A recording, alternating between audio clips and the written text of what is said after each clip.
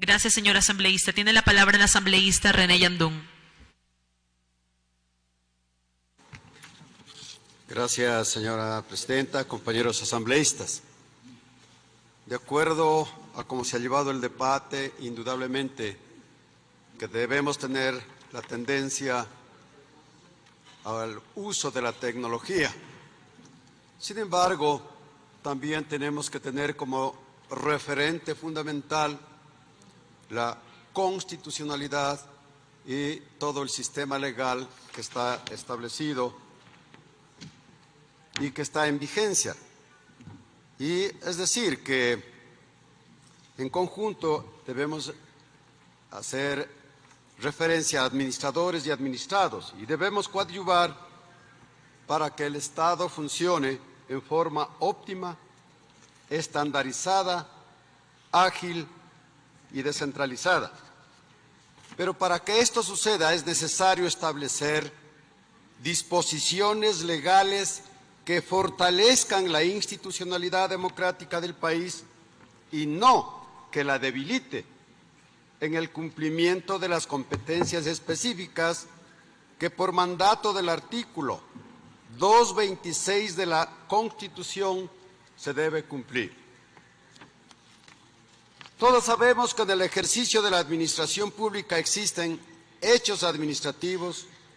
actos administrativos, trámites y procedimientos administrativos, cada uno de ellos con definiciones y efectos jurídicos totalmente distintos. En tal virtud, de acuerdo a derecho, no es procedente que bajo la denominación de trámites administrativos se pretenda regular todos los hechos, actos y procedimientos administrativos del sector público, incluidos los generados en instituciones como la Contraloría General del Estado, la Corte Constitucional, la Procuraduría General del Estado y los gobiernos autónomos descentralizados, sin tomar en cuenta que tienen autonomía administrativa, unos por mandato constitucional del artículo 238, como es el caso de los GATS, y otras de conformidad con sus respectivas leyes orgánicas. Inclusive, no se ha tomado en cuenta que en el Código Orgánico Administrativo vigente desde el 7 de julio del 2018, en la parte pertinente del artículo 136, dispone que las administraciones públicas pueden establecer formularios de uso obligatorio y determinar los modelos de solicitudes, reclamos, recursos y en general de cualquier tipo de petición que se lo dirija. Con lo cual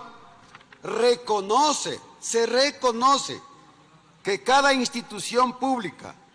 de acuerdo a sus competencias, tienen facultades para organizar todos sus trámites administrativos. La hermenéutica jurídica, que es la técnica de la interpretación de la ley, en derecho público no admite interpretación extensiva. Por tanto, los conceptos y efectos jurídicos son concretos y específicos. Además, en el tercer inciso del artículo 11 de este proyecto de ley, se menciona que cuando para la realización de un trámite se requiera la presentación de uno o varios documentos que acrediten cierta posición o la calidad en que comparece una persona, las entidades reguladas por esta ley deberán considerar como válido el documento de mayor jerarquía, lo cual es inaplicable, porque en la legislación ecuatoriana no existe el principio jurídico del orden jerárquico de aplicación de los documentos públicos, por lo que esta norma es totalmente improcedente. Por otra parte, en la disposición general tercera del proyecto de esta ley se menciona que la Contraloría General del Estado no podrá exigir que las entidades sujetas a su control cuenten con archivos físicos cuando la entidad tenga respaldo digital, electrónico o desmaterializado de los documentos o información que se genera. Para lo cual hace falta que en esta ley, en forma expresa y técnica, se determine el procedimiento que debe seguir cada entidad pública para certificar la autenticidad y legitimidad de los documentos electrónicos al que me refiero. Asimismo, en la disposición general cuarta de este proyecto se establece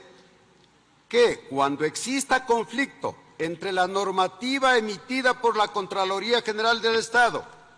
y la normativa interna expedida por las instituciones para el ejercicio de sus competencias o para la gestión de sus procesos internos, prevalecerá esta última. Señores, esta disposición se contrapone a los dispuestos en los artículos 211 y 212 de la Constitución, los cuales le atribuyen a la Contraloría General del Estado la calidad de organismo técnico encargado del control de la utilización de los recursos estatales y de las personas jurídicas de derecho privado que dispongan de recursos públicos. Y además le facultan a expedir la normativa para el cumplimiento de sus funciones. Por tanto, en materia de control de los recursos públicos prevalece la normativa que rige el sistema de control y auditoría del Estado y por lo mismo debe entenderse que la normativa de todas las instituciones públicas en este ámbito están subordinadas a la normativa que regula el control gubernamental externo, que únicamente ejecuta la Contraloría General del Estado, con sustento en las normas nacionales e internacionales y en las técnicas de auditoría. Finalmente, respecto a la disposición general quinta del proyecto de ley, mediante la cual se dispone que para el control sobre la liquidación de las becas otorgadas por el Estado ecuatoriano, la Contraloría General del Estado deberá observar la normativa emitida por el ente rector de la educación superior. Sobre este particular es oportuno ratificarnos en el criterio antes expuesto, es decir, que prevalece la normativa y las técnicas que rige el control gubernamental que por mandato constitucional realiza la Contraloría General del Estado. Por los argumentos de derecho expuestos, que evidencia que este proyecto de ley vulnera la autonomía y las competencias de las instituciones públicas, lo que en conclusión esto lo volvería inconstitucional, ilegal e inaplicable. Por eso considero, señora presidenta, que se revise todo el sistema, las normas constitucionales y legales que ya están vigentes, están establecidas a fin de poder aprobar esta ley. Gracias, señora presidenta.